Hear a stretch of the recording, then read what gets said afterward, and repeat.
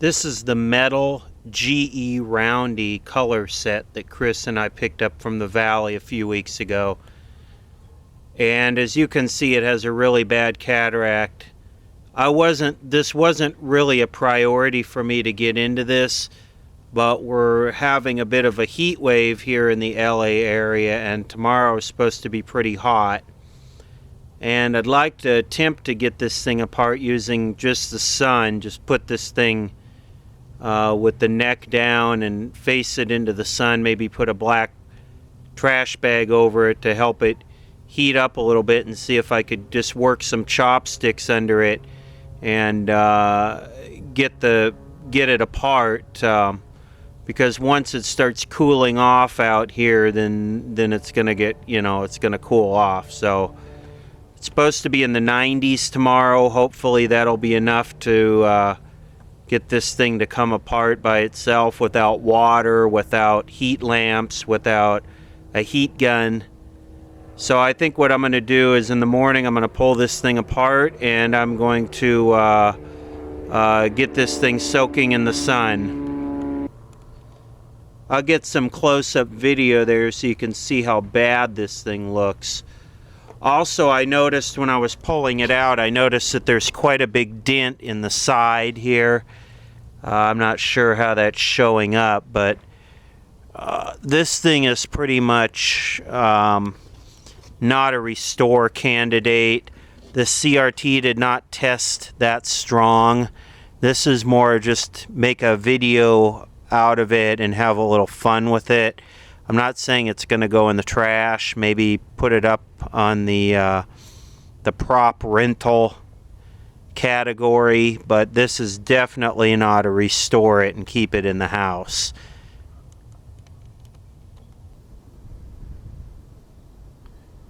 This is kind of unusual looking, kind of cool.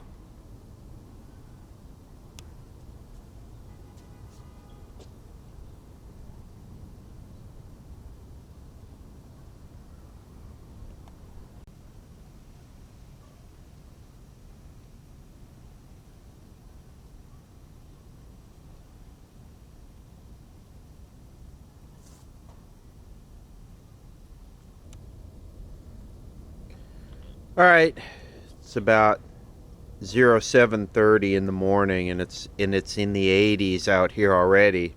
So let's see what it's going to take to get this thing apart. Looks like this is a model M920YE8.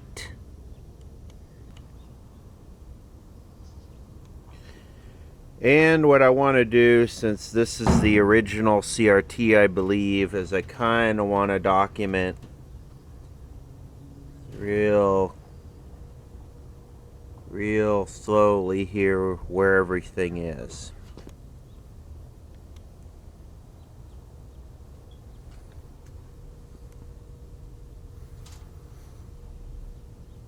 Even though this is really not a keeper.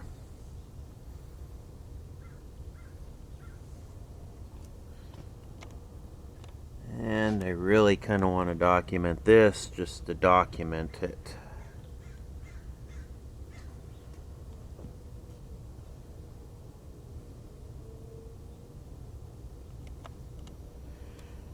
There really is not a whole lot to this. It's interesting this doesn't have degaussing. I might add degaussing out of an old or a black plastic crap TV when I put this back together. I'll show you how to do that. It's real easy. All you need is any black plastic crap TV and the thermistor and the degaussing coil, and you can make a manual degausser. But I'm going to try and keep that as all one assembly for right now. And basically all I gotta do is pull that off, and then all those screws down there, all 8 of those, and it's ready to come out. So that comes off, and then you gotta loosen this up, that up on that side, and then basically the 8 of these things. Although I could probably just leave that all together. In fact, I might just do that. It depends on, no, I can get to the tape here where the PVA is falling apart. So I might just leave it in the band and just take the 8 of these out. Okay, that's it. Nothing to it. Now just to try and get it upside down in the trash can.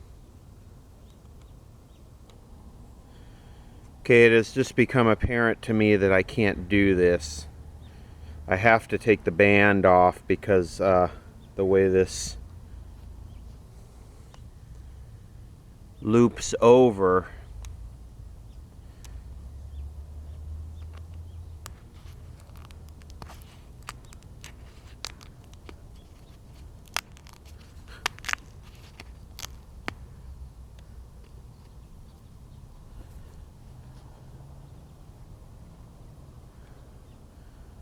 So I'll mark it and then I'll take it off. Alright, that's off. Now the first thing we want to do is remove this tape. And then what we're going to do is we're going to let it sit in the sun for probably 3 or 4 or 5 hours and get super hot. And then what I'll do is I'll come back to this with some chopsticks and see if I can start getting it apart. Dig enough of this crap out of here to where you can see it's already separating there. The other thing you want to do is clean this really good right now, because once you get it off and you're trying to verify that it's clean on both sides, it's just a lot easier to do it when it's still on the tube.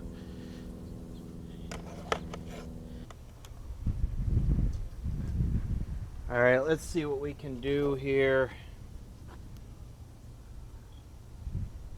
160.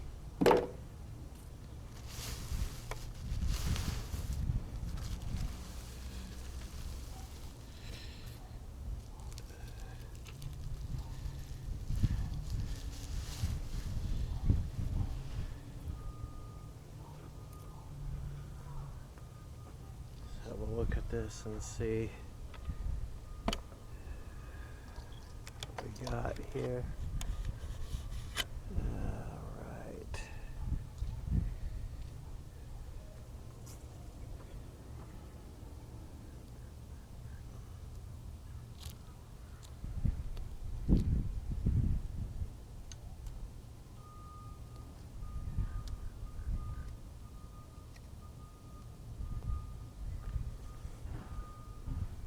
It's good and hot, that's for sure.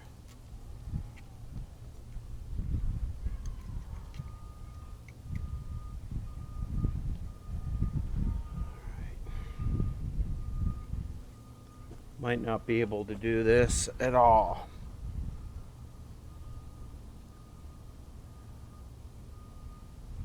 The key to this is patience, which I usually don't have a lot of.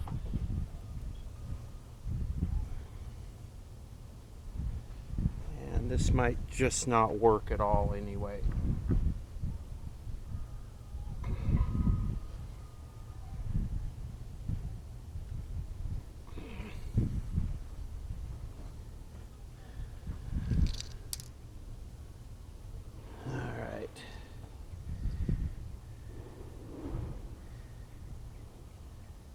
I'm going to get a marker. I'm going to mark this and we'll see if it's lifting up. And I'll get another chopstick.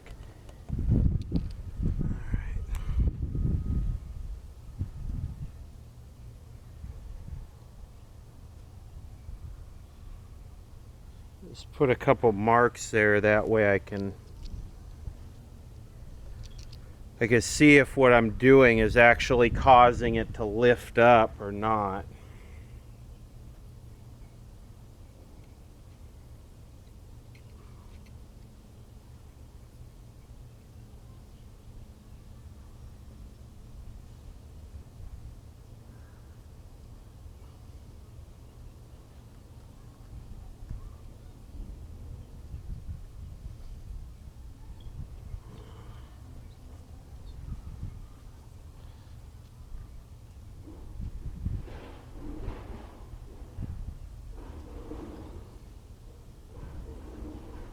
All right.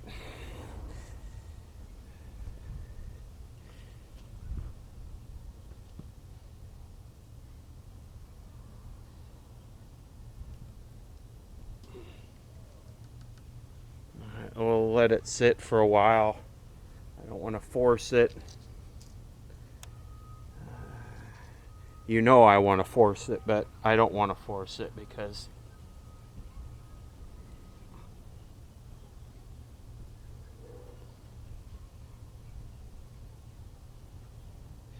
and it sure does look like we're starting to get fingers here already.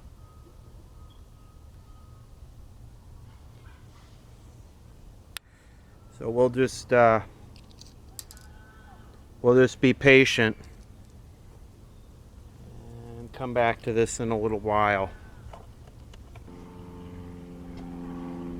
All right, I am really just going to drop the hammer on this thing because I'm getting impatient. Let's just cook it and see what we get.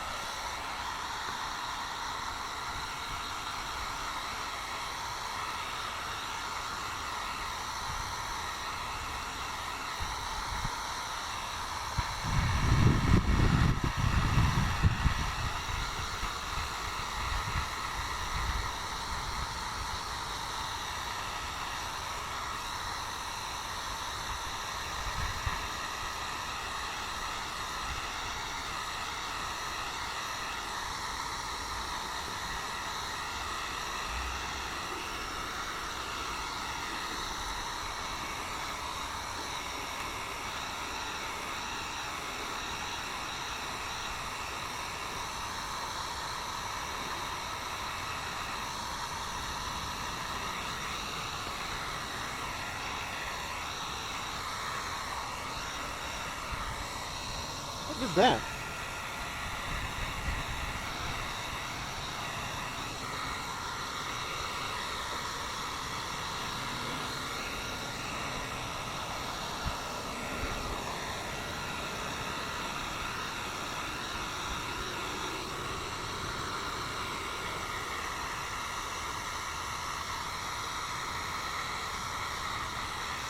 That looks like a crap.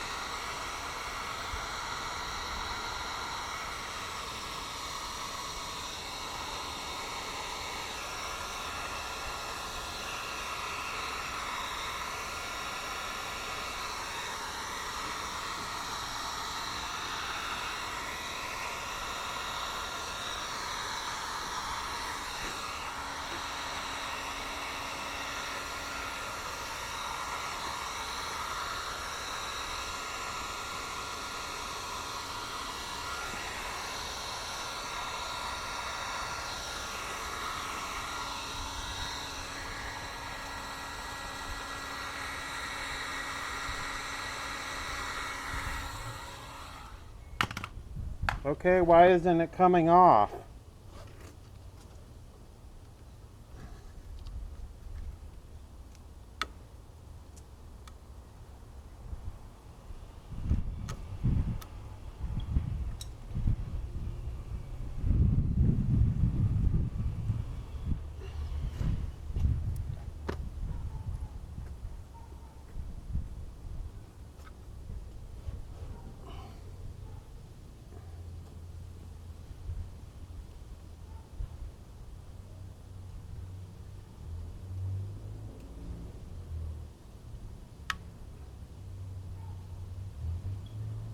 There we go.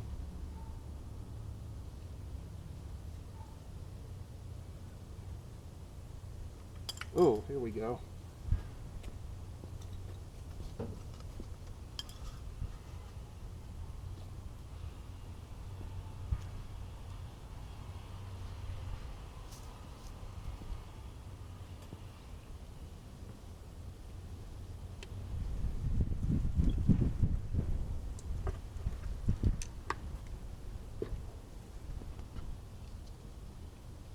Well, I hope that came out pretty good on camera.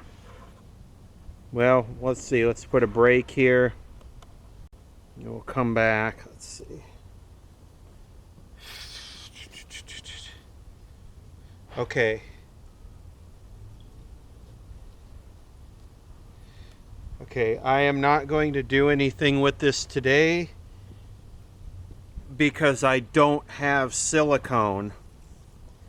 So I'm just going to set the safety lens back on there and tape it.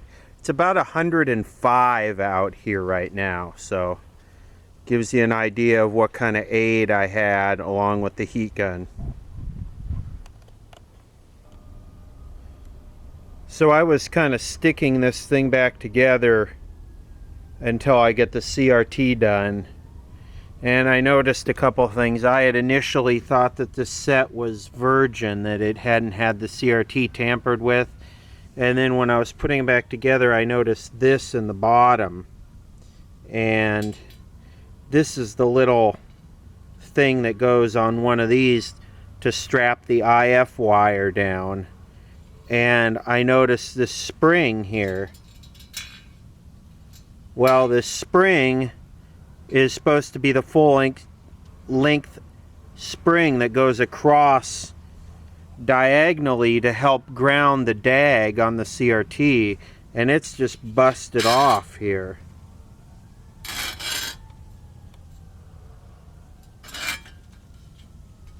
So it's supposed to go from like here to this notch, this cutout up here.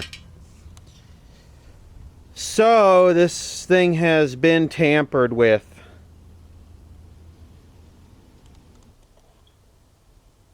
Continuing on with this, I got by the hardware store and got some silicone #1, just a caulking tube of it, and now I'm gonna take on the most tedious part of this thing, which is cleaning up, cleaning all this PVA crap off of here, because you have to get it almost immaculate, because once you seal it, it's sealed for good. So if you seal one little grain of dust in there, you're going to see it forever. So we don't want to do that. There was actually one thing I wanted to kind of show here, which is this. And I believe this is where they fill it. I'm not sure about that, but I believe this is where they inject the PVA in there when it's a liquid form. So I thought that was kind of interesting. I could be wrong, but it looks like something like that.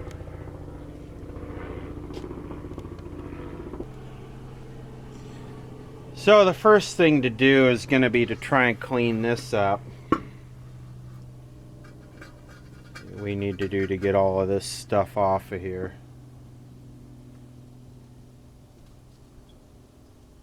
Probably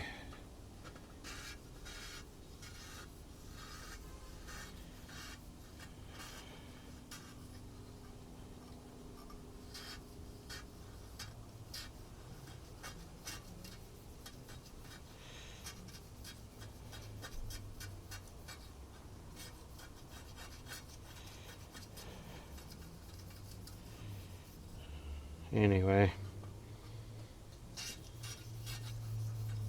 you kind of get the idea. This part of it just takes a lot of elbow grease and patience, really. And so I'll continue on with this and come back in a minute. You know, I guess the interesting thing about this is I wonder how many people actually have the ability and the aptitude and the desire and the infrastructure to take on a project like this, because we live in a day and age where cars don't even have dipsticks anymore, because one of the reasons why is because people don't ever open the hoods of their cars and wouldn't know how to check their oil or inflate their tires if you asked them to on a game show. So this is really... So I guess it's kind of a far cry that I would expect many people to actually tackle this risky procedure. Boy, this is uncooperative.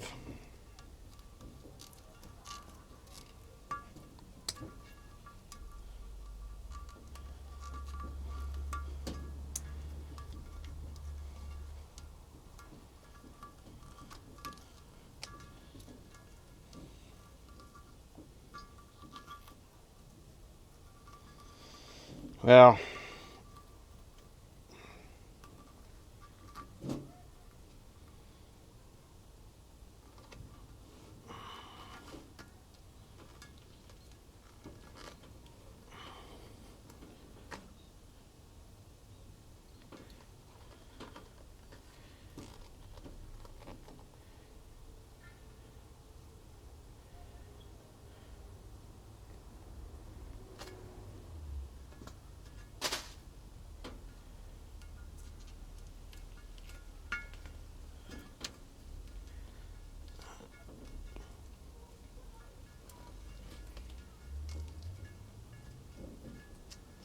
boy, this thing is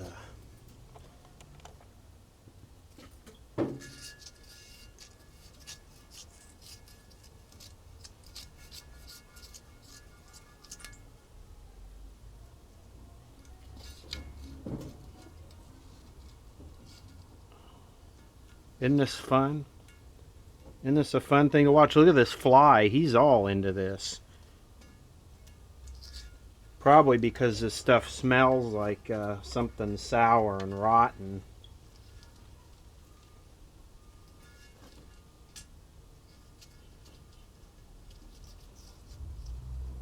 Yeah, I'll keep plugging away at this. No reason to videotape every minute of it. You see what's going on.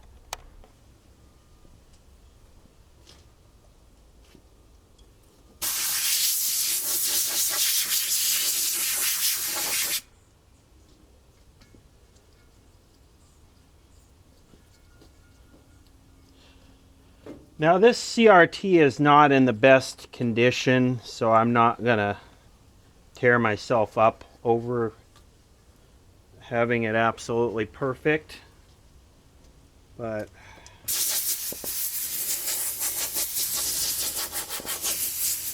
we are basically trying to display the right way to do this, and that is between the safety lens and the CRT.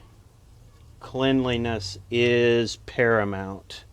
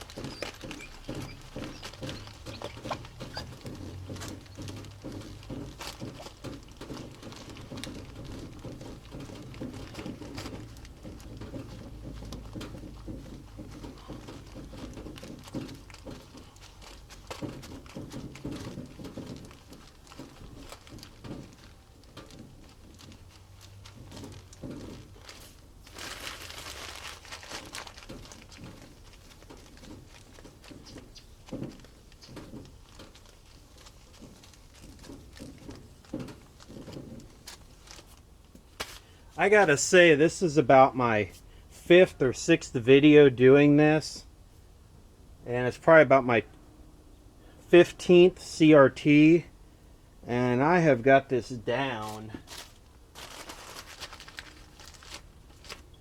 I can probably actually knock this thing out in an hour, hour and a half from in the cabinet to back in the cabinet if I wanted to.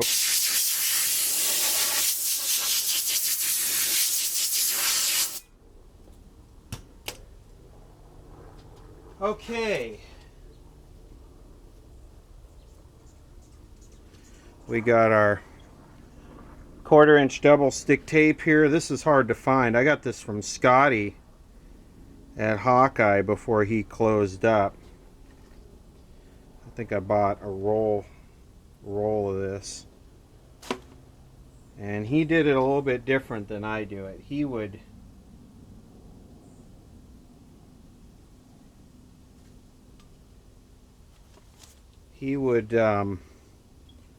do it all the way around, and I just do 4 pieces to act as a standoff, and then I use silicone. I like silicone because it does add some strength, probably not much, but it does add some strength to it, and in the event that you do ever need to remove the safety lens, you can cut it. You can cut silicone with a razor blade.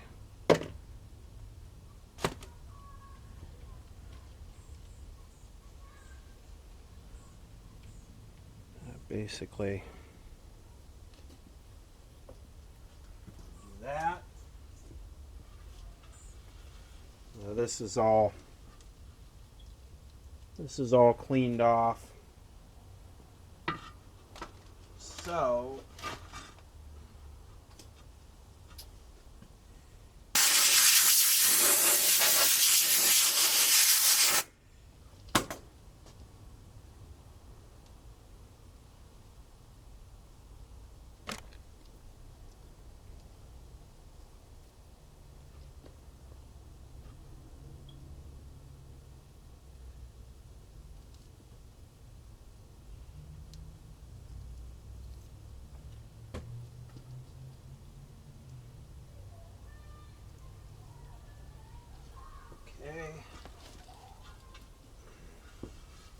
now I got it. This is where you got to make sure that you're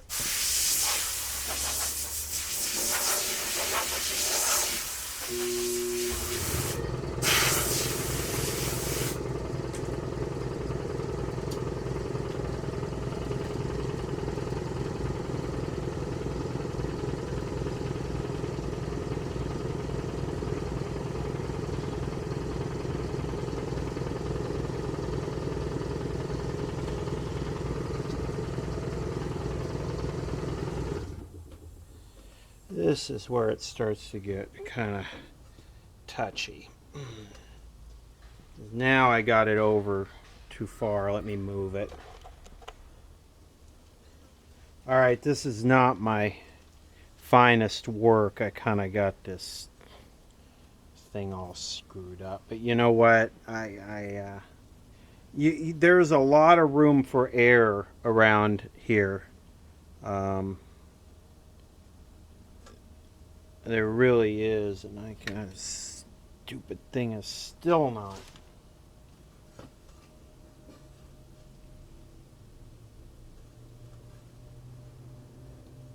This thing is still not lined up where I want it.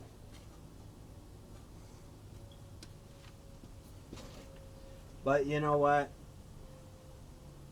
I really don't care at this point.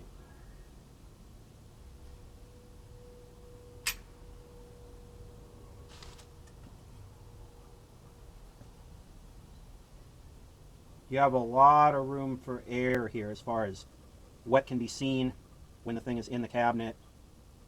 Can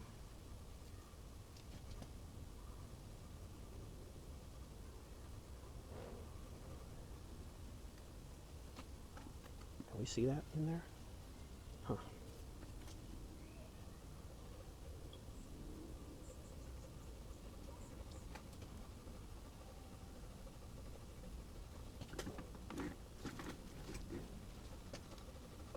This is GE silicone 1.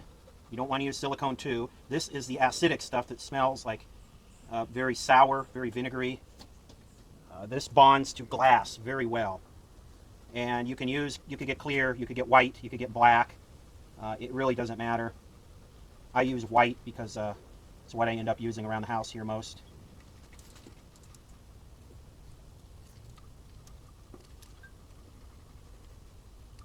Okay, enough of that.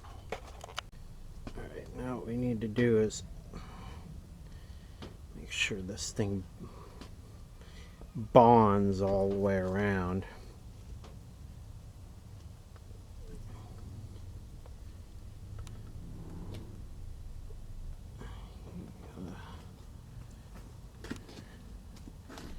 And I got it. Yeah. It should fit. Alright, it's pretty much ready to drop back in the set. This is the only place I kind of overdid it, but I believe that is under, because here's the top right here. I believe that is under the top part of the bezel or mask or whatever you want to call it. So I'll let it dry overnight. We'll put it back in tomorrow.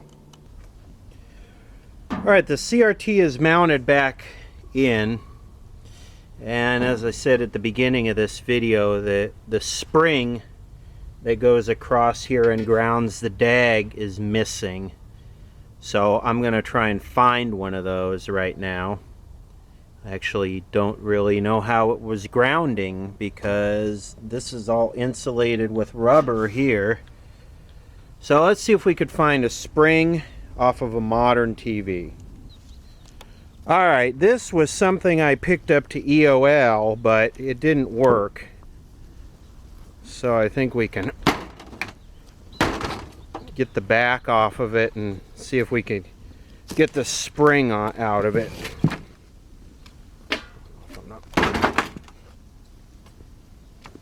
So I should just take it apart.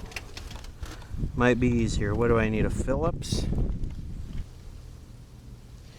Okay, so this one is a little bit different, but this is fine. This'll work just fine. So what we've got is we've got a smaller spring here with, I don't know what you want to call this stuff, just like bare wire, maybe bare braided wire. So basically what we want to do is, we got a ground lead here. What we want to do, be neat if we could get this out of here as all one piece, wouldn't it? Maybe I can do that. Alright, so I pretty much got it, and it's interesting. What we're going to do is we're going to add degaussing to that TV too, and I might do a separate video on that. So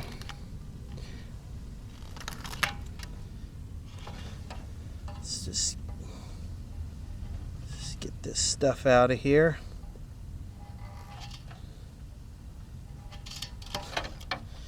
Okay, so we basically got this, and I'm going to pull the degaussing coil out.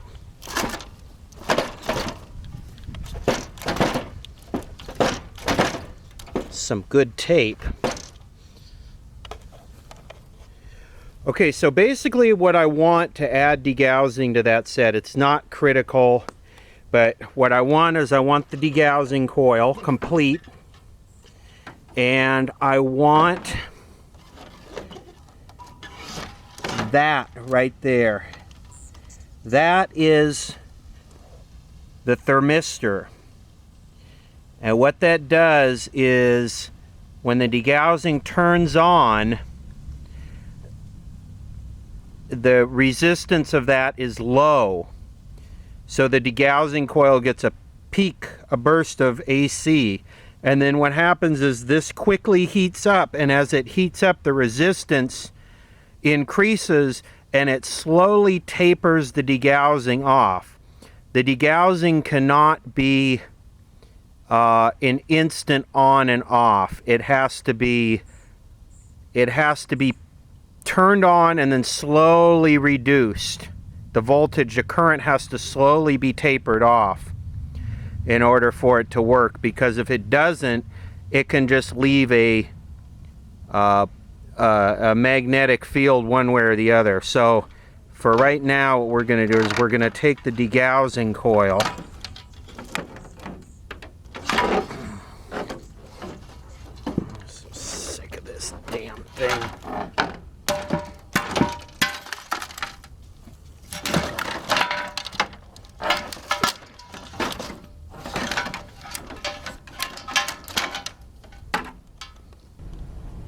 Alright, so see here, basically what I've done, and this is not real critical, I've just shoved this degaussing coil up under here. Yeah, it's a little bit too big, but it shouldn't be a problem.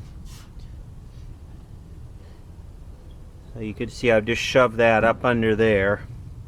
I got the leads coming out about right here. That'll give me enough room. It actually comes all the way out the TV.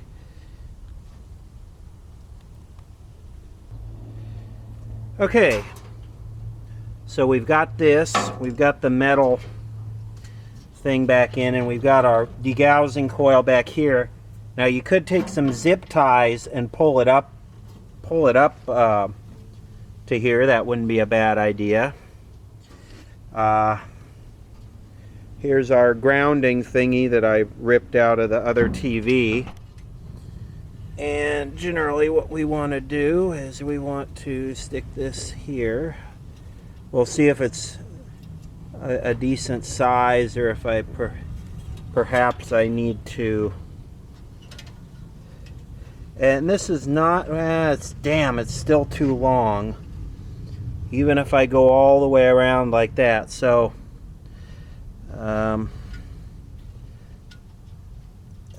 this is not hypercritical, but let me see what I can do here to shorten this up a little bit.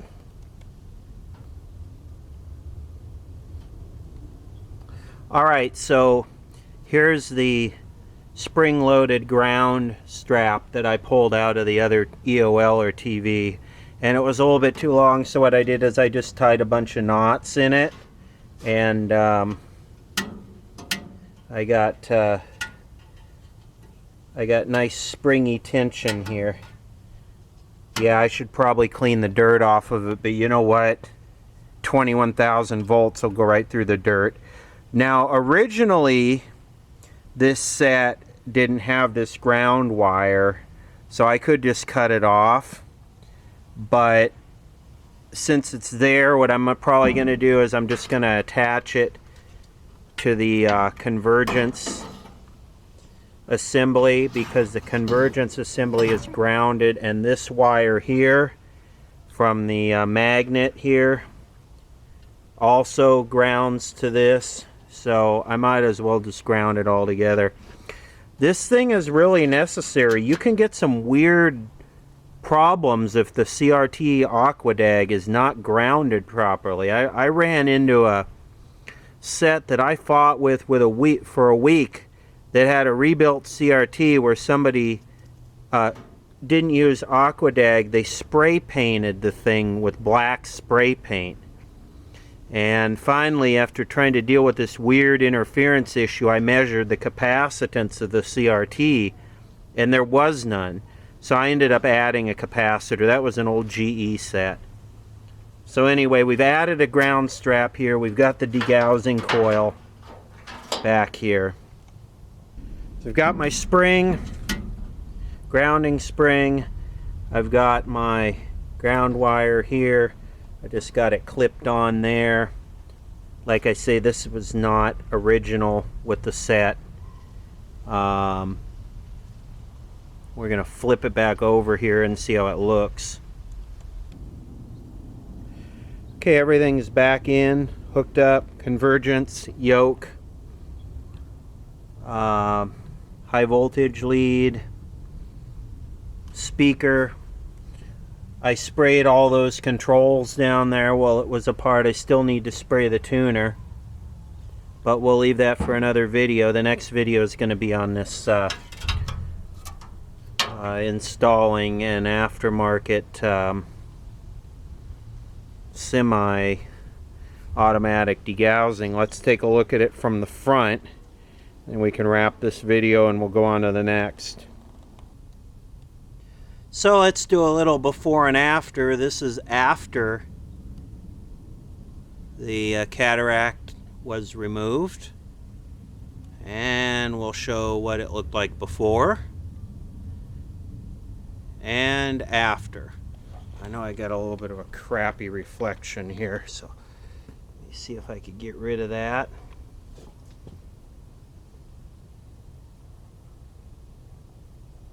So there you go, before and after cataract surgery.